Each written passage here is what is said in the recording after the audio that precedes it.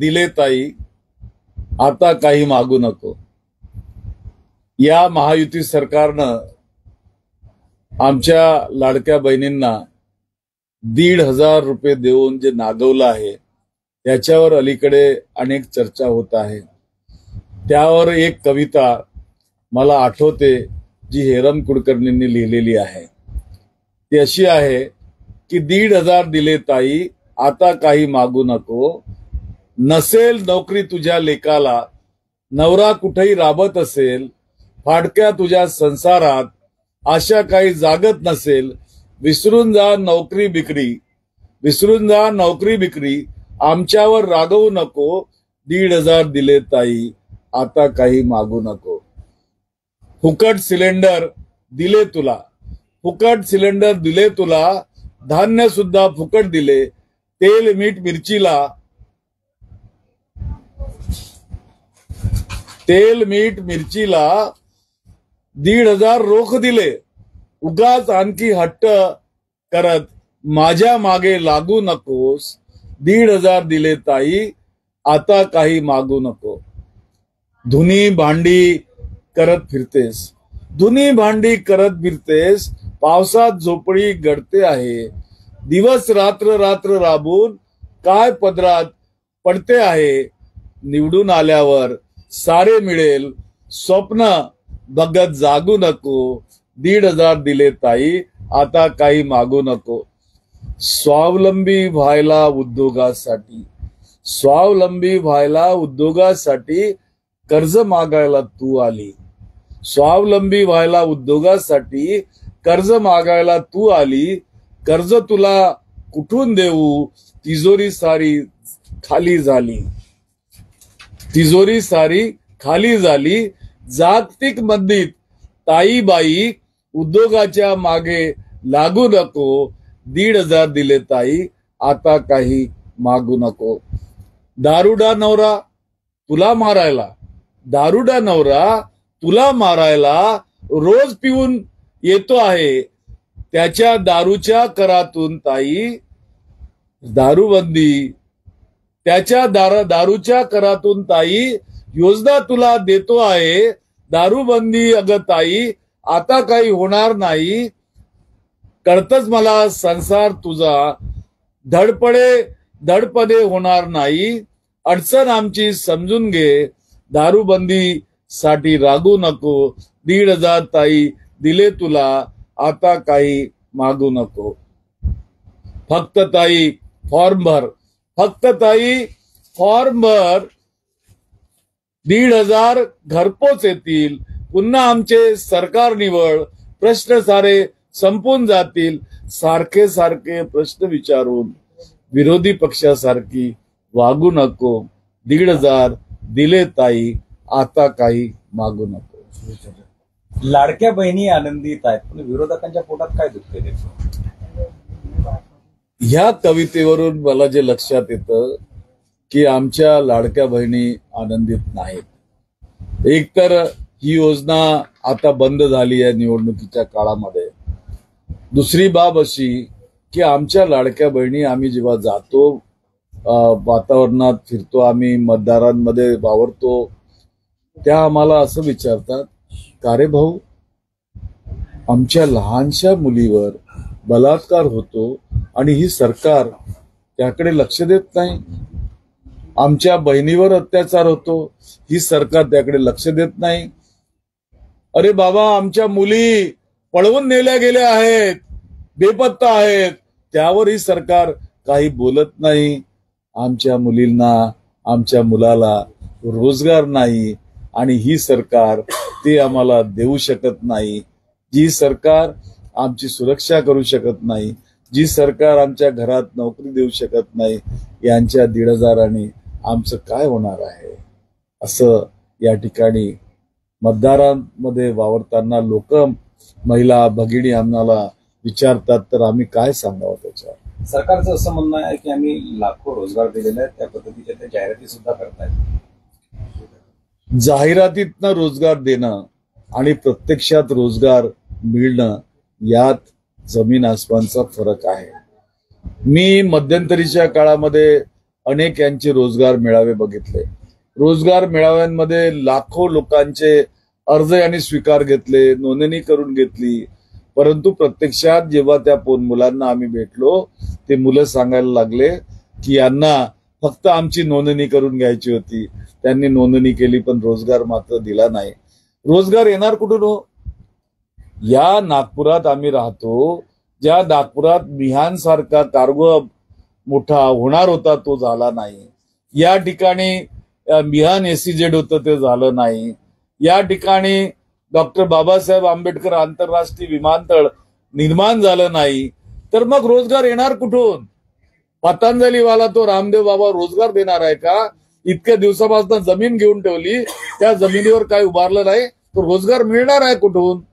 50,000 दरवर्षाला रोजगार देणार असं म्हटले होते ना यांचे नेते, केंद्रीय मंत्री.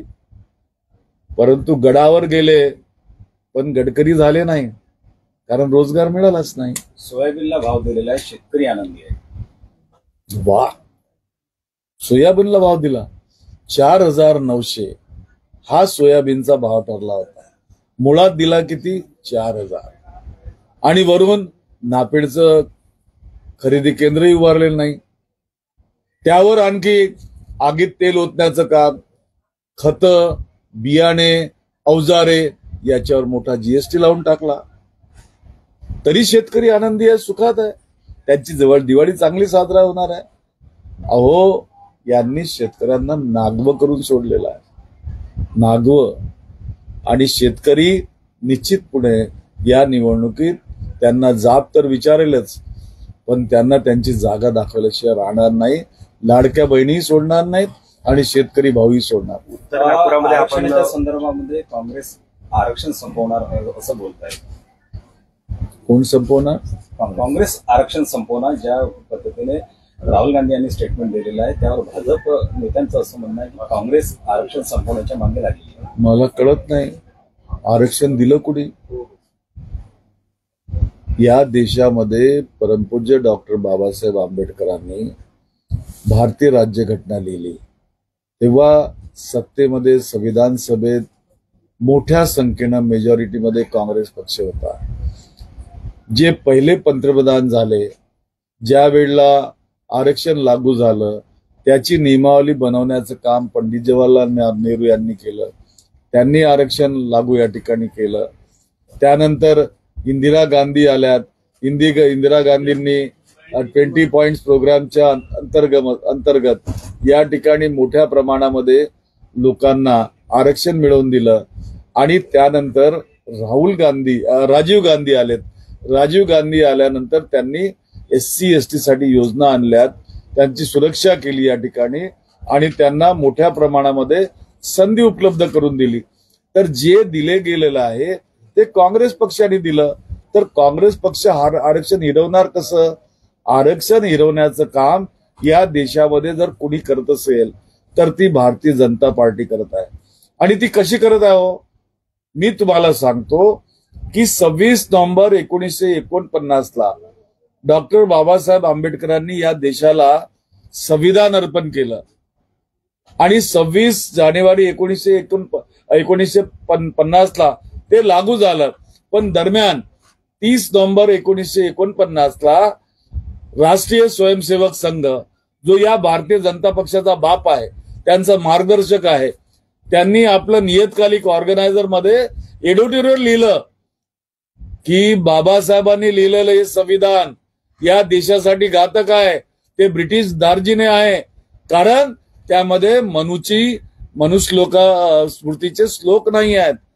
जे लोक त्यांच्या एडिटोरियल मध्ये असं लिहितात आणि मनुस्मृतीतील श्लोक त्या ठिकाणी नाही, ज्या मनुस्मृतीने या देशामध्ये जाती निर्माण करून या समाजाचं विभाजन केलं, त्यांच्याकडून आरक्षणाची अपेक्षा आम्ही करणार आहोत.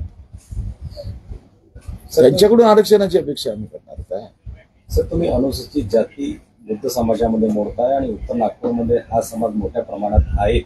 अलीकडेच आरक्षणामध्ये उपवर्गीयाच्या संदर्भात जो काही निर्णय लागला, तुम्ही त्या समाजाचे नेतृत्व करतात, त्यावर तुमचं काय मत आहे आणि एकंदरीत या समाजाचं काय मत आहे? एक लक्षात घ्या, की डॉक्टर बाबासाहेब आंबेडकरांनी अनुसूचित जाती आणि अनुसूचित जमातीला आरक्षण देत असताना त्यांची अनुसूची तयार केली. अनुसूचित तयार करून ह्या ज्या 3000 4000 वर्षापासनं ज्या समाजावर अत्याचार झाला, अन्याय झाला, जातीभेद करण्यात आला, त्यांचा भेदाभेद करण्यात आला, त्यांना हीन दर्जाची वागणूक देण्यात आली, त्यांना न्याय देण्याचं काम केलं आणि त्यांच्या लोकसंख्येच्या प्रमाणामध्ये ते आरक्षण तयार केलं.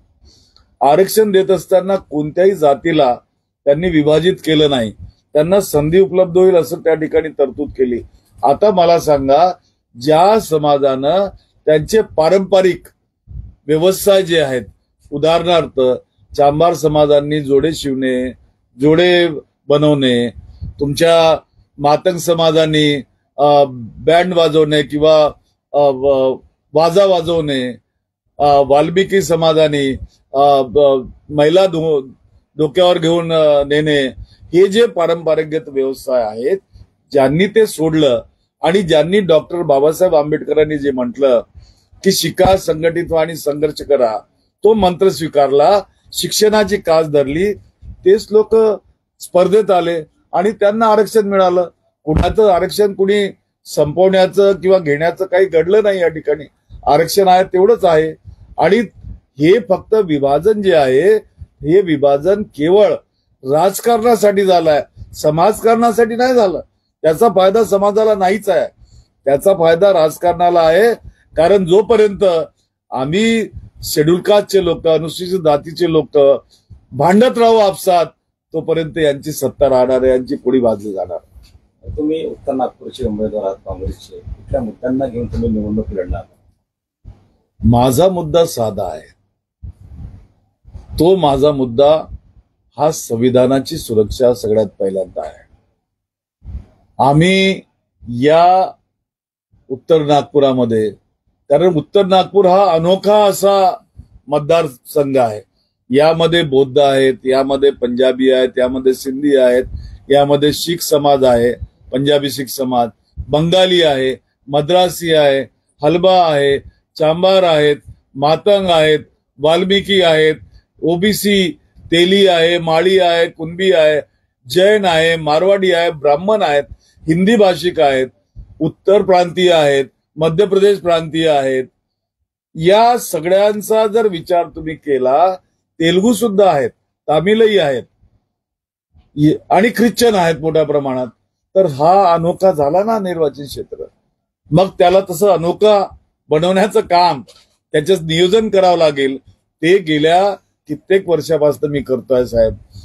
या मतदारसंघामध्ये पूर्वी एकच रोड होता, कामठी रोड मोठा, दररोज एक ऍक्सिडेंट व्हायचा. या मतदारसंघात 2000च्या पूर्वी एकच पोलीस स्टेशन होतं, पाचपावली, दररोज 4 मर्डर होत होते, 250 झोपडपट्ट्या होत्या.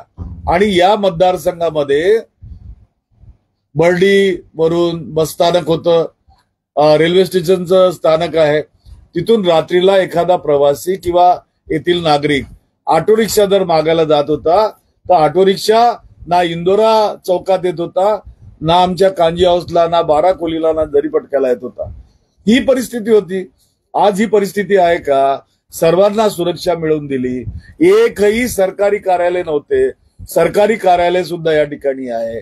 आणि सगळ्यात महत्वाचं, या मतदारसंघाने डॉक्टर बाबासाहेब आंबेडकरांचा हा बालेकिल्ला हा जोपासला आहे, त्याला मोठं करण्याचा प्रयत्न केलं. डॉक्टर बाबासाहेब आंबेडकरांच्या नावाचं doctor Babasaheb Ambedkar international convention centre मोठ्या इत्मामानं आणि स्वाभिमानानं या ठिकाणी उभं आहे. तर हे काय कमी आहे का? ते सगळं देण्याचा प्रयत्न आम्ही या ठिकाणी केला. आणि याच्या उपर बऱ्याच गोष्टी या उत्तर नागपूरमध्ये आता येऊ घातलेल्या आहेत, नियोजनात आहेत. आपण बघाल, निवडणूक संपली की या उत्तर नागपूरचा चेहरा मोहरा आणखी बदलल्याशिवाय राहणार नाही. आणि त्याचसाठी मला या मतदारसंघातल्या जनतेचं जे आशीर्वाद आहे ते याच्यापूर्वी मिळत राहिलं. सगळ्यांनी माझ्यावर खूप प्रेम केलं, करत राहिले, स्नेह केला, मैत्री केली, नाते गोते जोपासले आणि मी पण त्यांना तशीच साथ दिलेली आहे. ती साथ पुन्हा मला या ठिकाणी मिळेल हा आत्मविश्वास मला आहे. सर, असे असताना सुद्धा डॉक्टर बाबासाहेब आंबेडकर रुग्णालय जे आहे ते तयार झालेले नाही आहे. काय हे तुमचं अपयश म्हणावं का? डॉक्टर बाबासाहेब आंबेडकर रुग्णालय निर्माण न होणं हे माझं अपयश नाही. मी 2014ला मंत्रिमंडळाची संमती घेऊन आदेश काढले होते. तदनंतर भारतीय जनता पक्षाची सरकार आली. नागपूरचाच आमदार राज्याचा मुख्यमंत्री झाला. मी आमदार नव्हतो, बीजेपीचा आमदार या ठिकाणी झाला. त्यांनी या ठिकाणी साधी विटही त्याचे लावली नाही किंवा भूमिपूजनही केलं नाही. या उपर 2014 मध्ये गव्हर्नमेंट इंजिनिअरिंग कॉलेज जे मी उत्तर नागपुरात आणलं होतं ते सुद्धा पळवून यांनी तत्कालीन मुख्यमंत्री यांच्या मतदारसंघात नेलं. आता काय घडलं? 2019 मध्ये मी पुन्हा फेर निर्णय मंत्रिमंडळात आणला. 1165 कोटी रुपये त्याला सँक्शन करून घेतलं. निर्णय झाला, GR निघाला आणि सरकार पडली. यांची सरकार आली पुन्हा आणि पुन्हा भारतीय जनता पक्षानं त्याचं काम त्या ठिकाणी थांबवलं. हे अपयश माझं नव्हे तर भारतीय जनता पक्षाला उत्तर नागपूरचा विकासच होऊ नये, उत्तर नागपूरमध्ये डॉक्टर बाबासाहेब आंबेडकरांच्या नावाचं हे इस्पितळ येऊच नये आणि ते होऊच नये अशी भूमिका त्या ठिकाणी स्वीकारली. आता हा जो त्यांनी डॉक्टर बाबासाहेब आंबेडकरांचा अपमान या ठिकाणी केला आहे त्याचा वचपा या उत्तर नागपूरची जनता या निवडणुकीत काढल्याशिवाय राहणार नाही, लक्षात ठेवा.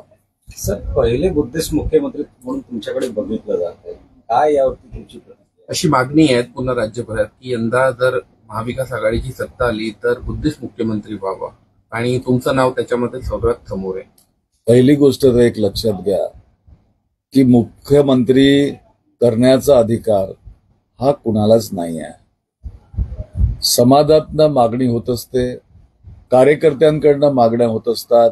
आपण बघितलं असेल की काही दिवसापूर्वी बाळासाहेब थोरात साहेब मुख्यमंत्री व्हावेत म्हणून पाठीच लावण्यात आलेली होती.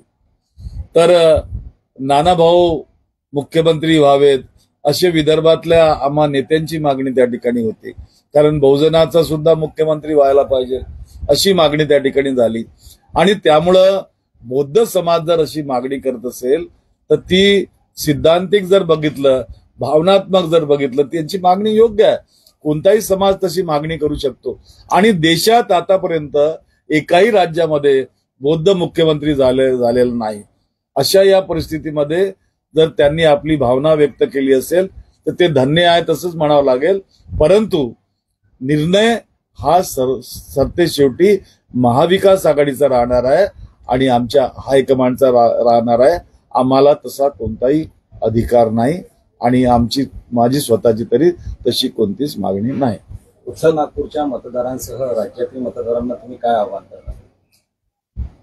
मी आजच्या प्रसंगी, कारण आजपासून दिवाळी सुरू झालेली आहे आणि ही दिवाळी नेहमी सर्व लोकांच्या घराघरामध्ये आनंद, सुख आणि उत्साह घेऊन येत असते. आता ही दिवाळी त्यासोबतच निवडणुकीची दिवाळी आहे आणि या निवडणुकीच्या या दिवाळीमध्ये अनेक ठिकाणी फटाके फुटणार. आता ते फटाके महायुतीच्या या विरोधात कसे फुटतील याची काळजी या राज्यातली जनता घेणारच आहे. परंतु दिवाळी ही दिवाळीच आहे आणि या दिवाळीसाठी मी माझ्या सर्व मतदार बंधू भगिनींना, राज्यातील जनतेला हार्दिक शुभेच्छा देतो. मतदारांना काय आवाहन करा? मतदारांना दिवाळीच्या शुभेच्छा देत असताना त्यांनी या राज्यामध्ये त्यांना घेऊन चालणारं, त्यांच्या भावनांचा सन्मान करणारं, त्यांची सुरक्षा करणारी सरकार यासाठी आणण्यासाठी, कारण करोना काळामध्ये आम्ही मतदारांच्या सोबत होतो, आम्ही नागरिकांच्या सोबत होतो, आम्ही सडकेवर करोना योद्धा म्हणून काम करत होतो महाविकास आघाडी. तर त्यांनी विचार करावा की संकट समय जो तुमच्यासाठी धावून आला, आज तो संकटात आहे, त्याला सुद्धा तुम्ही उचलून कुठेतरी न्याय द्याल, ही विनंतीच्या शुभप्रसंगी मी करू इच्छितो. धन्यवाद.